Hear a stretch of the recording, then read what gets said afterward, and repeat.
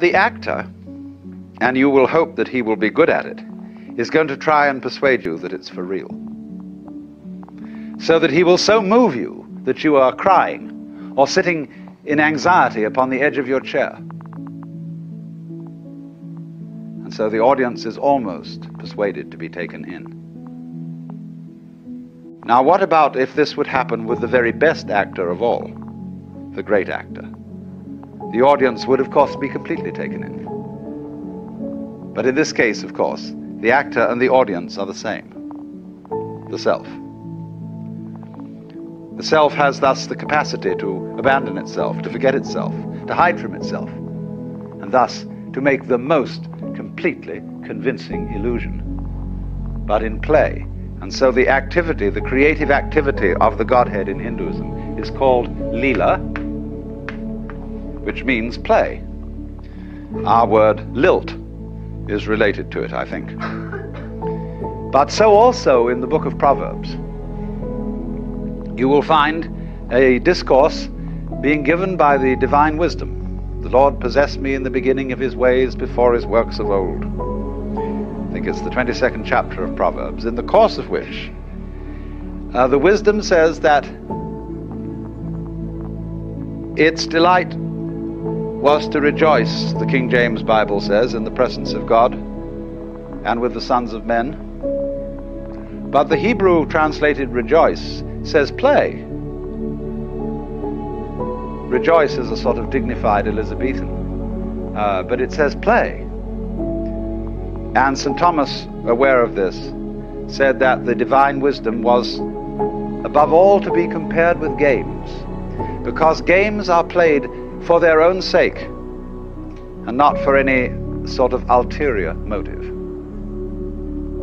So also music is a kind of non-purposive thing, because you don't either play music to reach a destination, nor do you dance to reach a particular place on the floor. It is the doing of it itself that is important. Because after all, if the object of music were to gain a certain destination, those orchestras that played fastest would be considered the best. So the idea is that that dancing and music, more than other arts, represent the nature of this world. That it is playful, that it is sport. That it may be sincere, but is definitely not serious. And as G.K. Chesterton well put it once, the angels fly because they take themselves lightly.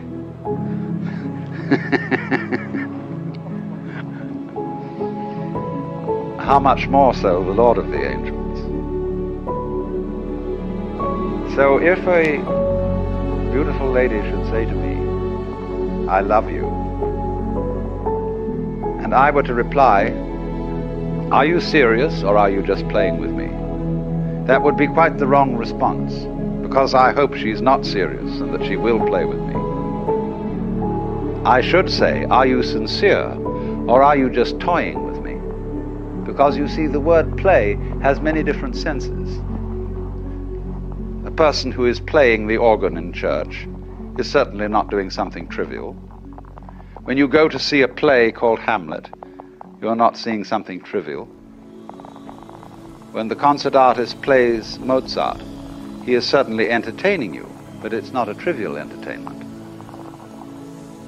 But on the other hand, we would use play in quite a different sense when we mean just fooling around, doing it for kicks. So it is fundamental, as a matter of fact, to both the Hindu and the Christian traditions, that the universe is the play of God. But the Christian thinks of it in the terms of construction play, like building with blocks. And the Hindu thinks of it as dramatic play, of the actual participation of the Godhead in the creation, so that every being whatsoever is God in disguise. Hinduism speaks of the Godhead as, uses the word Brahman. This is a neuter form in Sanskrit from the root brih, which means to grow, to expand, to swell. The neuter form, Brahman, does not have quite the connotation then, you see, of kingship that we will find attached to the Western idea of God, but is also referred to as Atman. And this word we translate ordinarily the self. So you can have the para, param, you put the M in to connect the particle, Paramatman, which means para, the supreme self, or sometimes just the Atman alone, and that means the self in you. But the fundamental principle of Indian philosophy is Atman is Brahman. Your self is the supreme self. Or it is expressed also in the formula Tat Tvam Asi. Colloquially translated, you're it.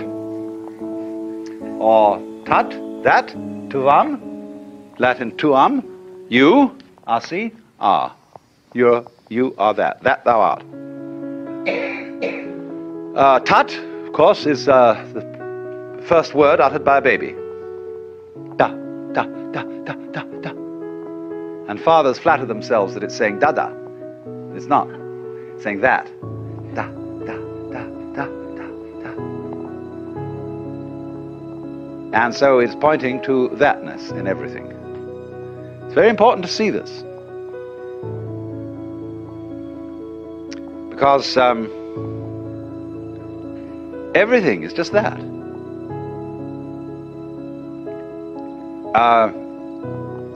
I can say it in a negative way, which you won't appreciate at first, perhaps. Everything is meaningless. Only words have meaning, because they point to something other than themselves. The sound water is undrinkable, but it points to the drinkable reality. When you say, though, what is that, pointing at the water, and somebody says water, he's not being correct, because what you're pointing at is not the noise water. So it's not water. It's that. Da. And water's a kind of jazz. And it's just doing that. And you can get to see, too, people are a kind of jazz. They talk and communicate with each other, but what does that mean? Well, they get together and they make more people, and they do this and they do that, and they eat and they go on doing this jazz, but it's just jazz. And you begin to see, as you do that, everything's like music, you see. It's all these complicated vibrations, in all kinds of ways. That's that, or thatness, ta-ta-ta, also called in Sanskrit. So anyway, this is the fundamental notion, that you are really what there is, the works. Only you're playing hide and seek with yourself, and on a stupendous scale. Hindus measure time in units which in Sanskrit are called kalpa. And a kalpa is a period of 4,320,000 years. And there are two kinds of kalpa. One is called manvantara,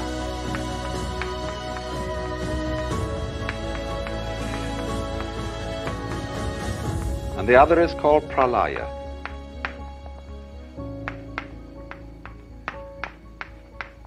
Manvantara is the kalpa in which the universe is manifested, in other words, in which God puts on his big act,